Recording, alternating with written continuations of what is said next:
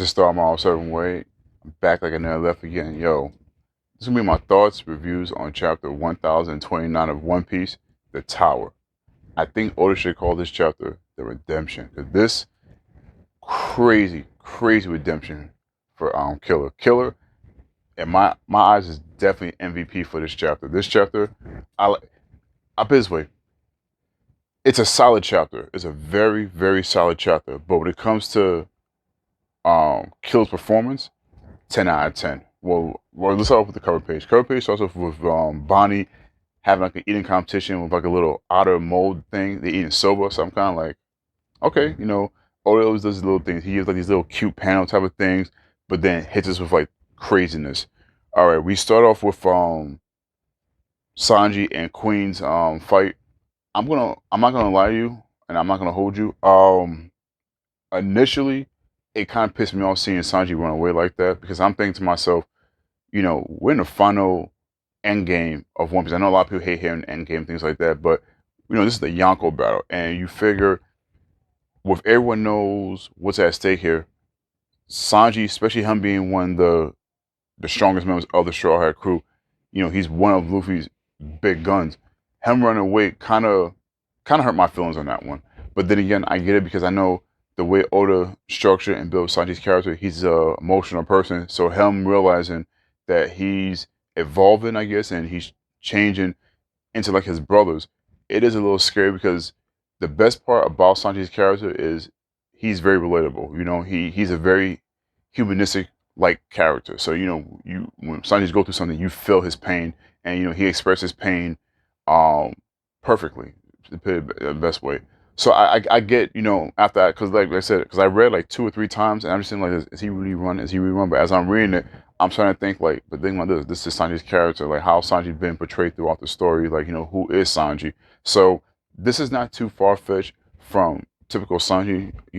Even like when you think about him fighting against a female, she could be like Black Mirror, she could be beating the shit out of him, and he still won't attack back because he feels it's wrong to defend himself against a woman.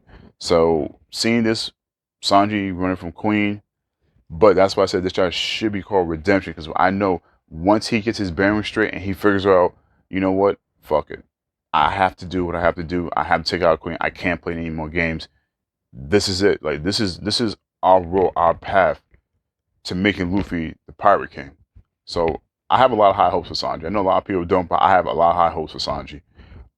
We go into let me see the Hawkins and Killer fight, which again, like I said, with the whole play on redemption.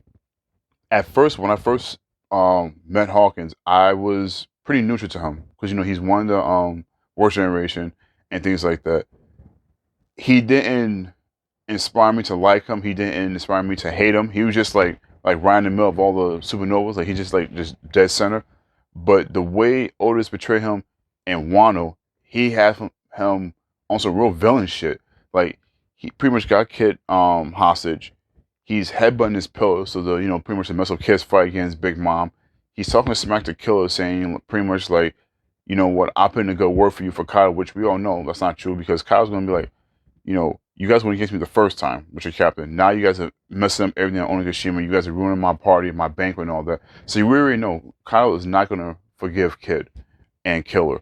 So just seeing how Hawkins was able to manipulate the situation and just some of the things that he was doing was like, yo, this is pretty damn dirty. Like it's like almost some sadistic Joker Batman type of shit where it's like you gotta choose death or death type of situation. And I'm sitting back like, okay. But then now we see why. I said now going back to flipping now they flip the scene back to Kid. We see that Kid is having a headache because that's the effects of Hawkins headbutting the pillar and the wall and things like that. And Big Mom is pretty much saying to him like, this is all that you got. And then I guess once Law pretty much said to him like, yo, wake up, man, like what are you doing? I guess that's when Kid started to like realize like, what, let me just see if I can fight through the pain. They switched back to Hawkins and Killer. Now, this is the reason why I feel the Kid Pirates is, I'm not gonna say top tier, but why they are at the level they're at now, because of Killer. He's talented, he's smart, and when it comes to battle, he comes with a plan like right there in the spot because he realized like, wait a minute, everything I do to you is gonna go back to Kid, right? Okay, so you know what? The best thing for me to do to you, go for your left arm. Because why? Kid doesn't have a left arm. And Hawkins, I don't understand like how you not even like figure that out. Like how you even realize it, like, yo, Kid's missing an arm and you roll with this guy. Like you should have knew he was missing an arm. Like you was in a alliance with him. So that right there was a slip up on Hawkins' part. And for Killer to remember that and to use that to his advantage, very wise, very smart.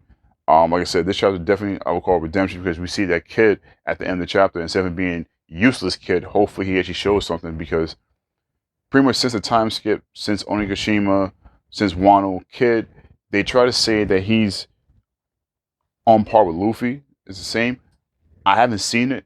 He did a few things on with the roof piece, but hopefully now that he don't have this obstacle of Hawkins, messing with him and having the curse on him and all that, he can actually do something. So let's see what Kid does, in the coming chapters. I'm hoping that he and Law kicks Big Mom's ass pretty well. I don't think because I don't feel Big Mom's dying in this. I think Big Mom will get badly damaged, and I think that's when the Big Mom probably is gonna come in. They're gonna rescue her. They're gonna try to go to Tuttle Island, but Tuttle Island is gonna be surrounded by Marines, so this is gonna force them to go. I believe it's gonna head towards Elbaf. So we got that. So the redemption kit. But I guess you know what? Like I said, I'm trying to keep this short and it's nice and sweet.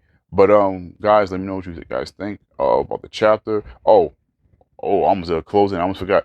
For me, for this chapter, I give it a I'm gonna give it like a solid 7.5.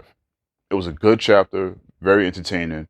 Like I said, Kill for me is definitely MVP for this.